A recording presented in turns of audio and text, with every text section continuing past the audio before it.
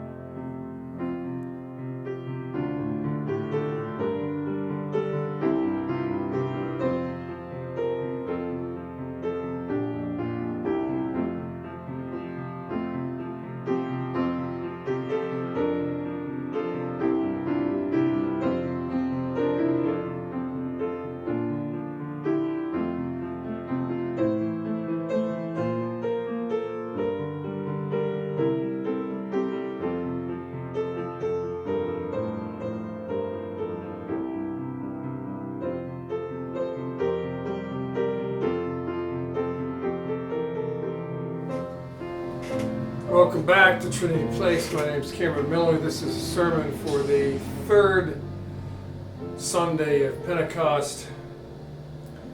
And today's reading, the text for today is Mark 3:20 through 25, and a great poem, The Crazy Woman of Plaza de Mayo,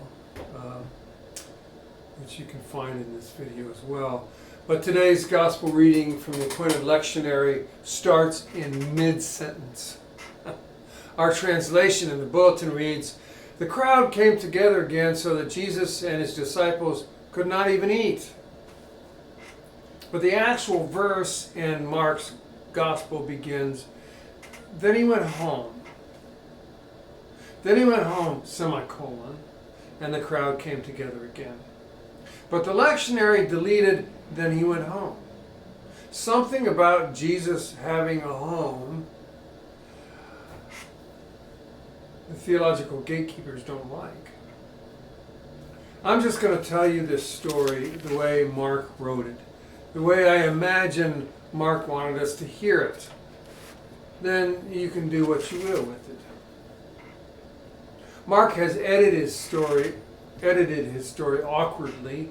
He put a very strange argument with the temple scribes right in the middle of the story about Jesus' family.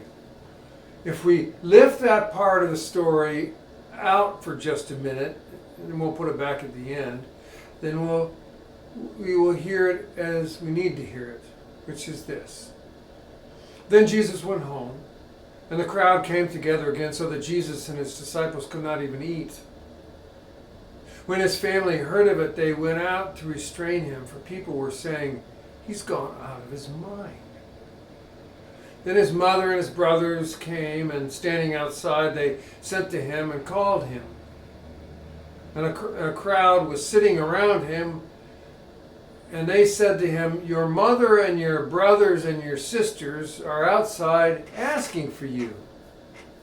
And Jesus' reply is basically, "They got nothing to do with me." So we see that Jesus has a home in Capernaum, a lakeside town like Geneva, New York. Nazareth, where he was born, according to Mark, was a small rural village. Capernaum was at least 3 times bigger than Nazareth, big enough to have a Roman garrison. But it was also close to the 10 city-states known as the Decapolis. Decapolis, which were centers of Greek and Roman culture in that part of the world at that time. So Capernaum was much more cosmopolitan than Nazareth. And that is the geographical and cultural setting. Jesus has a home, left home, found an apartment in the big city, and then things were different.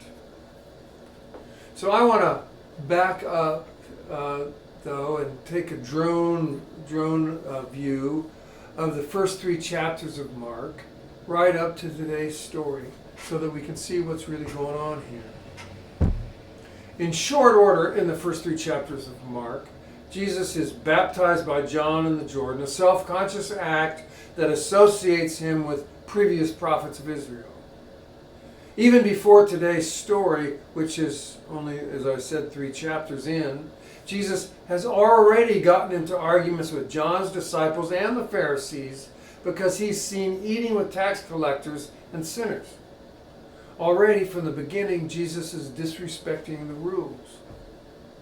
Then he heals an epileptic in the synagogue and another man with a withered hand.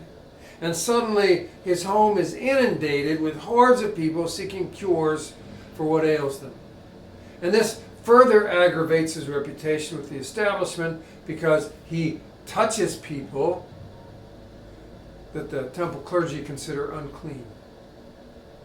So that sets up the story that we read today. Now, a fresh face suddenly appears on the scene in first century Galilee. He's no real threat yet, this Jesus.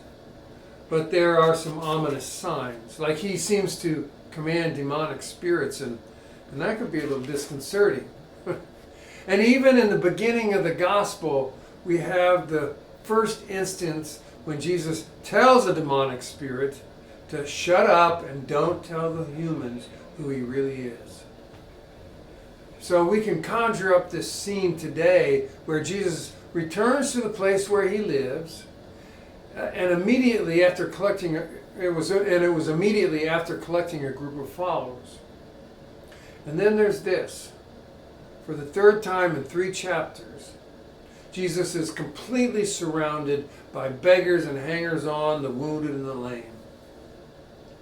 They believe he can cure them with a mere touch or prayer. Touch me, touch me! Over here, Jesus! See me, please, please, please, cure me, Jesus, cure me. 20 miles away, a long walk from Nazareth, his family, it says, hears about what's going on.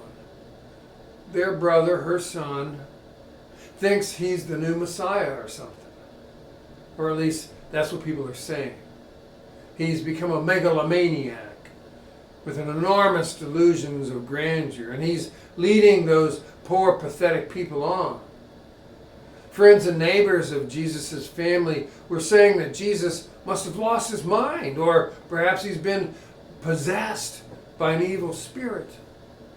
It's not hard to imagine the Nazareth gossip had gotten pretty mean and nasty, and even friends were giving the family furtive looks. Just as an aside here, because it's juicy, Mark does not name Jesus' father, ever. No Joseph in the Gospel of Mark. None. In fact, Jesus never calls his mother by name in Mark's Gospel.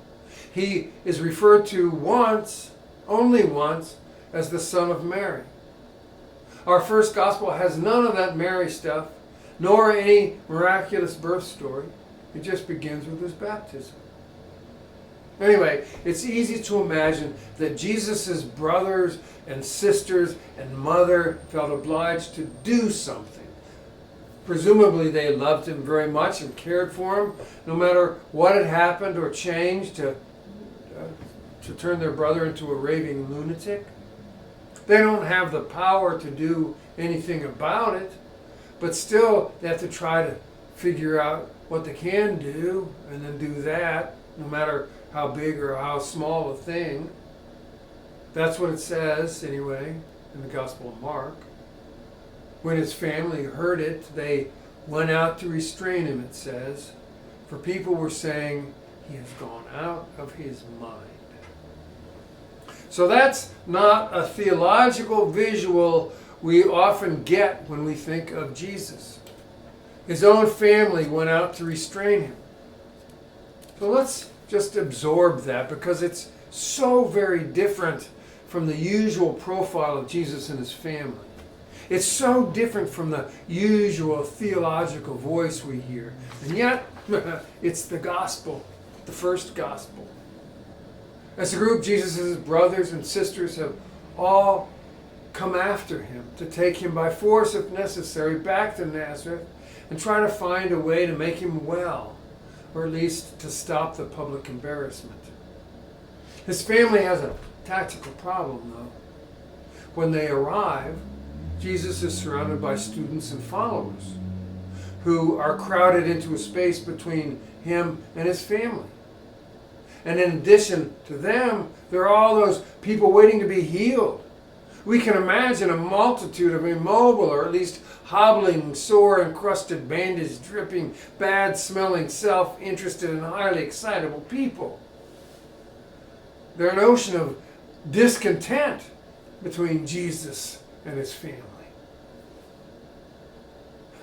Then way back at the edge of the crowd, word comes down that Jesus' mother and brothers and sisters are asking for him. And Jesus is no dummy. He knows why they're there, and he doesn't do a thing to help them come any closer. In fact, he insults them. Who are my mother and brothers? These folks here are my mother and brothers and sisters.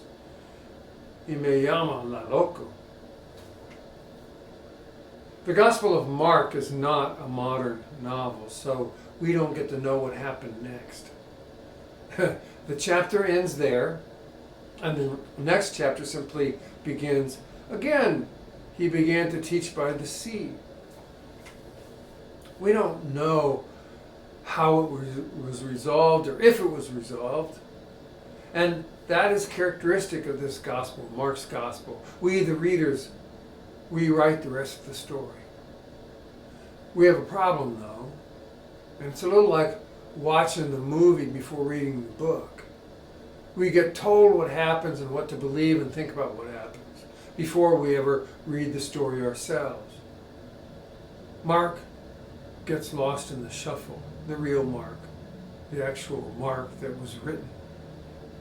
We hear what big church and the theologians want us to hear, and they tell us what to think about it. It isn't an evil conspiracy to fool us, it's just what happens when they own the movie rights and, like Amazon, have the biggest platform on which to sell it. So it's up to us to read it for ourselves, to listen to the voice of the author and hear what he or she wants us to hear. And still, even then, we're left to write the rest of it for ourselves. But that's pretty cool, too. Jesus, newly baptized and told he is beloved by God, is forced to spend a long time by himself in the wilderness. And he reemerges to collect 12 or maybe even more students who will amplify his teachings and start a movement. But he encounters people in need everywhere he goes, and demons who want to tell his secrets. And then his family and the people in his old neighborhood think he's crazy, lost his mind, or has been possessed. They try to take him away to who knows what kind of life. How would you write the end of this chapter?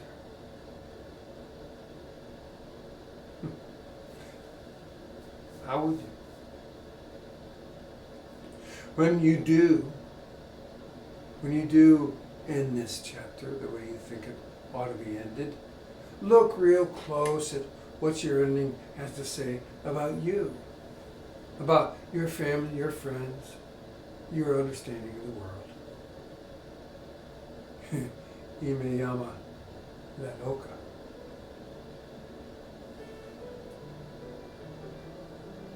Peace be with you.